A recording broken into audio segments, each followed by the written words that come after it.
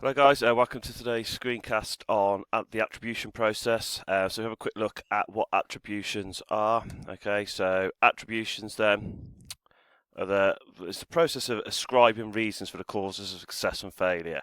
Okay, so basically what we're looking at then, everyone uses attributions. We attribute our success and failure to different things. In order to kind of categorize that, a theorist called Weiner came up with a model which you can kind of put in reasons for success and failure. This is vital for sport because it's really linked to kind of increasing motivation. So the attribution theory is linked to motivation. The way you ascribe your success and failure can either help your motivation or it can hinder it. So what we'll have a look at is this model. So I need you to make notes on this model.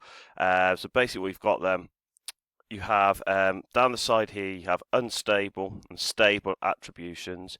Here you have internal and then external attributions coming down here and then down here. Okay, so there's your kind of outline. So if I just put these in for a moment, you can kind of see the kind of things that you would link it to.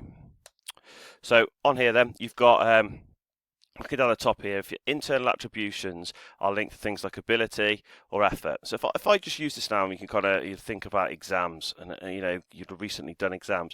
So we look at these exams and think, right, so if you've just done an exam, if you were successful, you might say, right, the ability attribution you might use is I did well because I was good at this subject, I was good at English, whatever the subject was. Or I did well because I tried hard, which is an internal unstable, because effort could change. You could put effort in or you might not put effort in.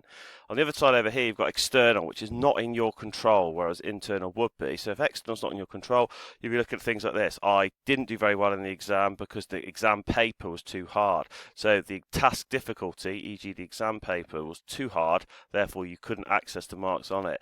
Finally, you have another external, which is outside your control. You failed the exam due to bad luck. You missed your bus, so you didn't turn up for the exam. That could be a bad luck. External, unstable. It could change because your bus would probably come most of the time, but you can see how that kind of could link to attributions. So what I'll do is I'll get you to now copy down an actual kind of quotes that kind of sports people, I've took that out of example there using exams. This is the kind of quotes that sports people might use when they're successful or they fail. Okay, and aka attributions. So ability, we won because we were the better team. Okay, for example there, you could go down onto here, task difficulty, I wish I'd picked an easier tariff move, so a gymnast or trampolinist, I wish they hadn't done such a complex routine. Then you go down to here, effort, I gave it all I had. Again, another internal. I worked as hard as I could. That's a kind of typical attribution for someone who has done well.